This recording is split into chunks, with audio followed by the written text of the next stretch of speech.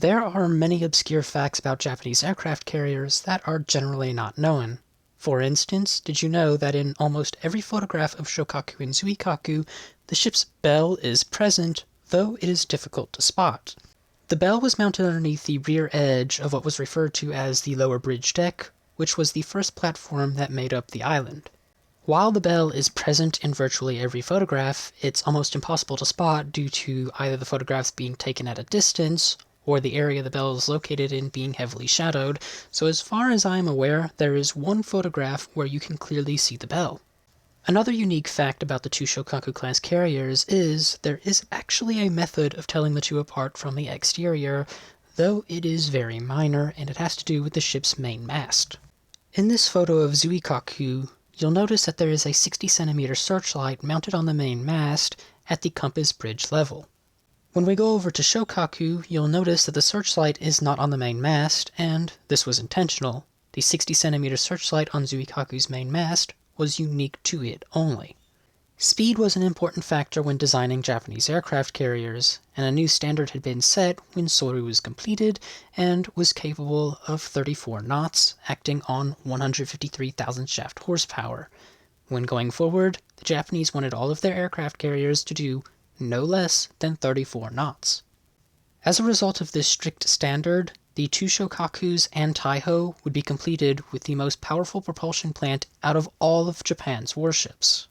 At the end of the day, Zuikaku clocked in with 168,000 shaft horsepower, giving it a top speed of 34.5 knots. This was nearly 20,000 more shaft horsepower than was installed aboard the Yamato-class battleships.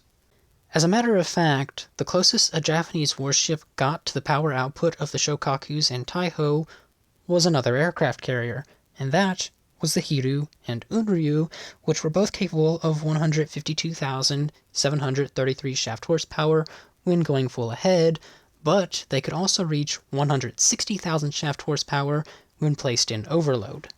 Interestingly, both Hiryu and Unryu were slightly slower than the Shokakus at 34.28 knots, which was about 0.25 knots slower, and this is because of the hydrodynamics that were placed aboard the Shokakus, namely the installation of a bulbous bow for the first time on a Japanese warship.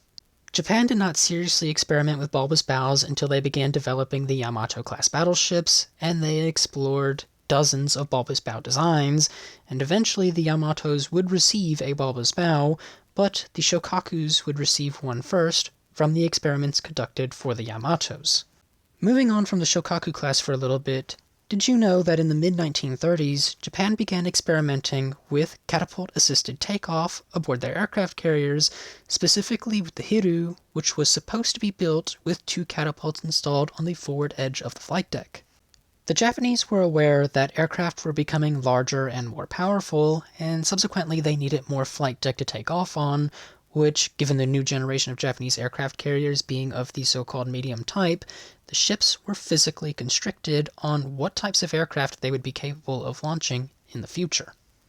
In order to overcome this problem before the problem actually developed, the Japanese wanted to install catapults on the carriers in order to launch these larger, heavier aircraft as they came online. Specifically, these would become the D-3A and the B-5N. What's interesting is that the Japanese ran into a series of problems with the catapults, and it mainly came down to their design being taken from the catapults that were installed aboard battleships and heavy cruisers. Unfortunately, I have not found a designation for the catapult the Japanese experimented with, but what I do know is that it launched aircraft using pneumatic power, and it reset using hydraulic forces.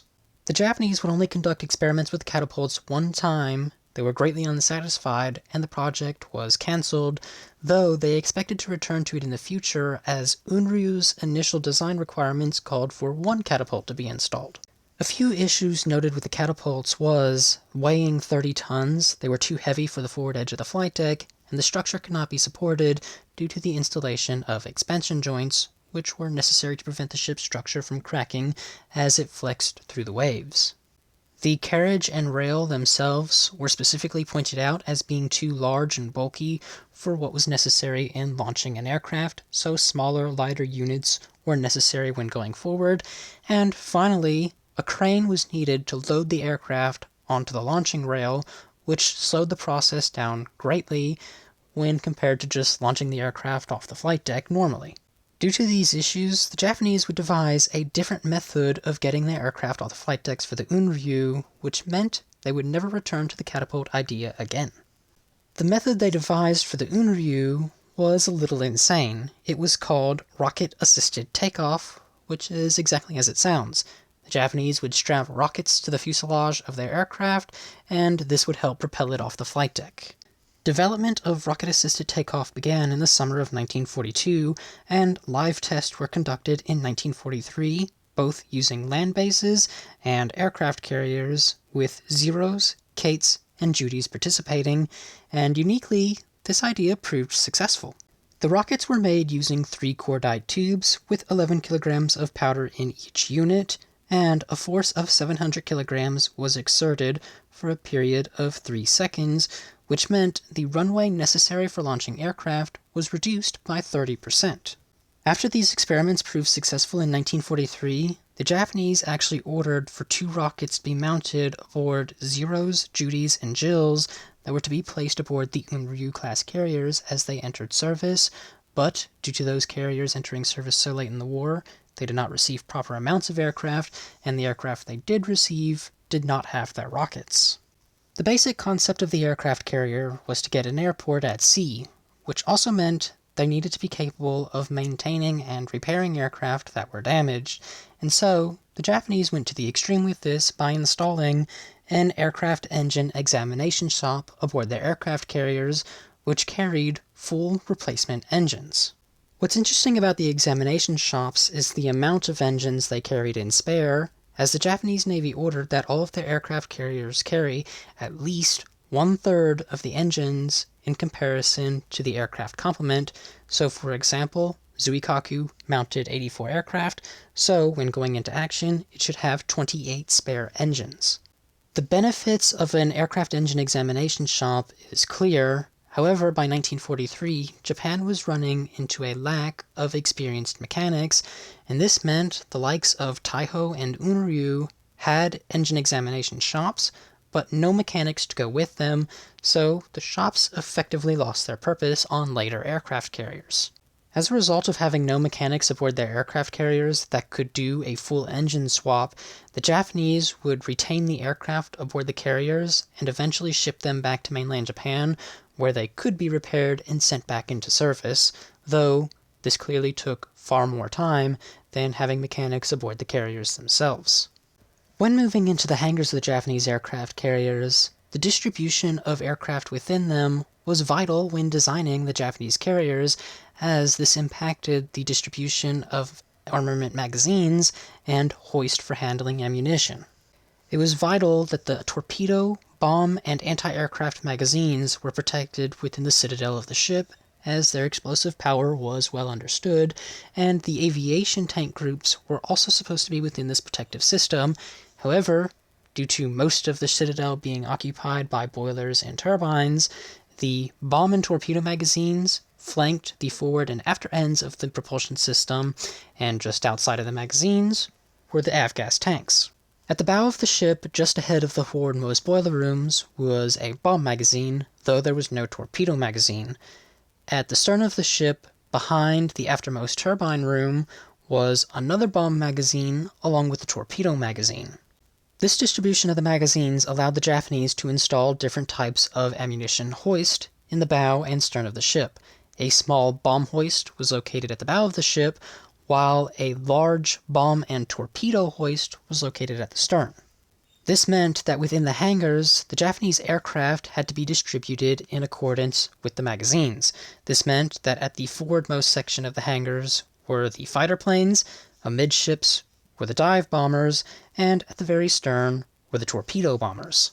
This was also the same order that the aircraft would be brought up onto the flight deck, with the small light fighters being the first to take off, and the large heavy torpedo bombers being the last to take off. The final odd fact about Japanese carriers that I wanted to mention in this video is the landing light system located at the stern of the aircraft carriers. The landing light system had 2 extension arms on each side of the ship. The The forwardmost extension arms had 4 green lights, and the aftermost extension arms had 2 red lights.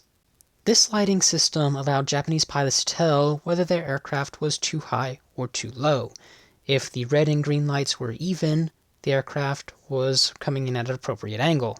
If the red lights were below the green lights, the plane was too high. If the red lights were above the green lights, the plane was too low. This was a lighting system that the Japanese would rely on with all of their aircraft carriers, including the likes of Taiho and Unryu, which were late war construction. It can really be described as a case of why mess with a method that was working effectively. With that having been said, there are no more odd facts I wish to include in this video for today.